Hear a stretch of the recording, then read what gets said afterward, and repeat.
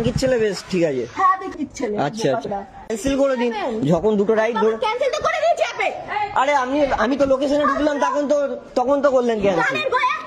তারপরে র্যাপিডো ড্রাইভারের সাথে এই মহিলার ঝগড়া তর্ক বিতর্ক, অবশেষে গালাগালি। এই ঘটনাটি পৃথিবীর ইতিহাসে প্রথম নয়। এরকম ঘটনা ঘরে বাইরে রাস্তাঘাটে অফিস আদালতে এসব নোংরা খিস্তি খামারি শুনতে শুনতে আমরা বড় হয়েছে। গালাগালি শুনতে শুনতে কান পেকে গেছে, আবার সেই কান সুস্থও হয়ে গেছে। এখন কথা হলো, এই মহিলার মাত্র কয়েকটি খিস্তি দেশব্যাপী প্রতিবাদের ঝড় আর টর্নেডো ঝড়ের মতন আকার ধারণ করেছে। এটা একটা বড় প্রশ্ন। সাধারণত আমরা পুরুষদের মুখে এসব গালাগালি শুনতে অভ্যস্ত, মহিলাদের মুখে এসব গালাগালি শুনলে একটু অনভ্যস্ত হয়ে পড়ি। মহিলারা রেগে গেলে সাধারণত কুকুর, হ্যাংলা, শুয়োর, গাধা এসব বলে গালাগালি দেয়, কিন্তু এই মহিলা যে ভাষায় গালাগালি দিয়েছে এটাও একটা নতুন কিছু নয়। এরকম গালাগাল তো আমরা পাড়ার মোড়ে রাস্তাঘাটে শুনি। এসব গালাগালি একটা ভুল করলো আর দেশের মানুষ রেড়ে করে তেতে উঠলো, ব্যাপারটা এমন নয়। আসল কথা হলো অন্য জায়গায়। আধুনিক সমাজে এখন দুটো শ্রেণীতে ভাগ হয়ে গেছে, একদল মহিলা আর একদল পুরুষ।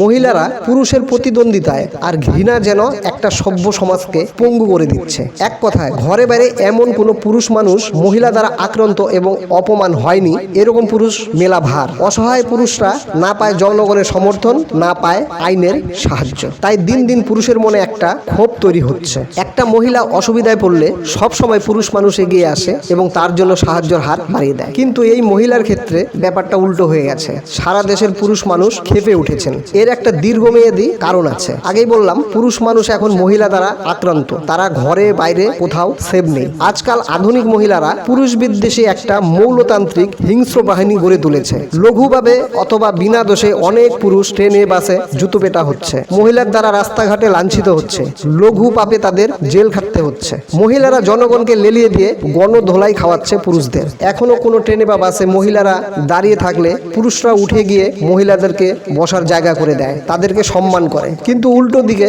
কোনো পুরুষ যদি ভুল করে মহিলাদের আসনে বসে পড়ে অথবা ট্রেনের মহিলা বগিতে উঠে পড়ে, চলন্ত ট্রেন থেকে মহিলারা এর আগে এক পুরুষকে ছুঁড়ে ফেলে দিয়েছিল।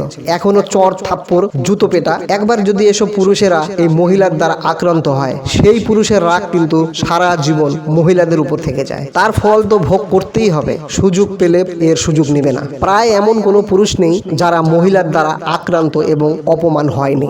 দীর্ঘদিনের পুষে রাখা রাগ, ক্ষোভ এখন পুরুষ মানুষ সুযোগ পেলেই মহিলাদের পাশে দাঁড়ানোর বদলে তাদেরকে উচিত শিক্ষা দিতে লেগে পড়েছে। আজকের এই ঘটনাটা তো সবেমাত্র শুরু।